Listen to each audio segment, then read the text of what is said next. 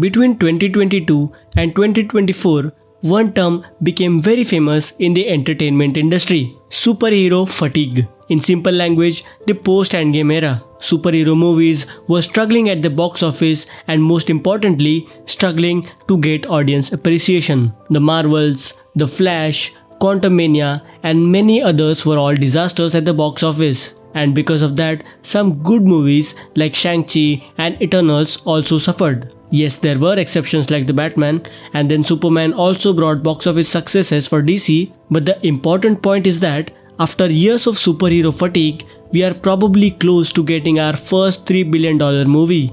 So let's understand how this genre recovers itself. And obviously, we are going to praise Marvel here. Wow! Jeez, what the hell, man? To understand this $3 billion push, we have to look at how hard those movies failed.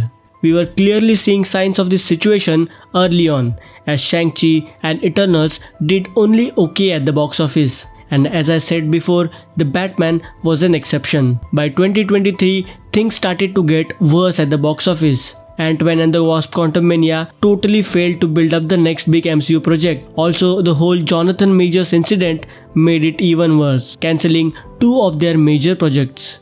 The Marvels became Marvel's first major box office disaster, and for DC, The Flash literally ended their universe. It became a box office disaster despite bringing back a legacy actor like Michael Keaton. Remember, even Tom Cruise was praising The Flash during its crazy marketing. And even Aquaman 2 was also a disaster. Audiences were questioning everything from rushed visuals to weak scripts. Movies were simply unable to pull audiences back into the theaters.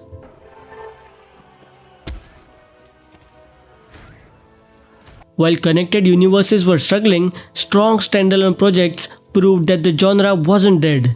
It just needed better execution. The better example of this would be the Batman. Matt Reeves gave us a comic-accurate, detective-driven story that crossed $770 million worldwide, proving that good storytelling will always pull audiences into theaters. For Marvel, Moon Knight received massive appreciation from the audience. There was practically no connection to the main MCU story, but people loved it anyway. Then came James Gunn's Superman. You might have different opinions on the movie, but it gave DC a solid hit after a very long time. All of these examples highlight a simple reality. The fatigue was never about superheroes as a concept, but rather about typical and formulaic writing. Sentry, your first mission is to take out these criminals. Over the past couple of years, Marvel has changed its strategy. Marvel, which was heavily focusing on TV shows in the post-Endgame era, realized it wasn't working and that people wanted something different. They cancelled several projects, dropped already completed shows like Ironheart without heavy marketing, and shifted focus toward movie quality over TV show quantity. As a result, we got films that broke away from the typical Marvel template like the Fantastic Four and Thunderbolts.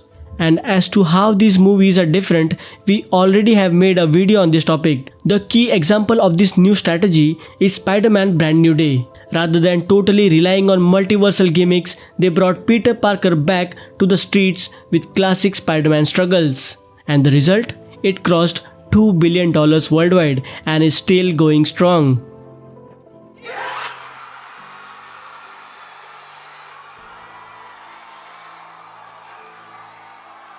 Iron Man was never originally the face of Marvel Comics. No one really gave him that much attention until Marvel made a movie about him with Robert Downey Jr. RDJ gave a spectacular performance as Tony Stark, and we grew up listening to everything between his first "I am Iron Man" dialogue to Endgame's final "I am Iron Man." More than Iron Man himself, RDJ became the true face of Marvel. As the 2024 SDCC, Marvel brought back their ultimate trump card. They revealed RDJ's return as Doctor Doom and announced Doomsday and Secret Wars. Some called it a miscast or a desperate move, which to be fair it actually was. But that was the exact moment Marvel took one giant step closer to that $3 billion mark. Meanwhile, on the other side, James Gunn is making a Jimmy Olsen TV show, making the same exact mistake Marvel made over the past few years. Marvel, however, learned from its past mistakes and is actively fixing them. So now if you sit back and look at this whole fatigue scenario, it was never about the genre itself. It was simply a wake-up call to studios that they can't take fans for granted. Marvel changed their entire strategy and brought back RDJ, while DC is still trying to figure out what they actually want to do. We went from 2023, where everyone was saying superhero movies were dead, to now standing on the edge of history, with Doomsday and Secret Wars probably becoming the first ever films to break $3 billion mark. I would love to know your thoughts on this. Drop your thoughts in the comments, let's discuss.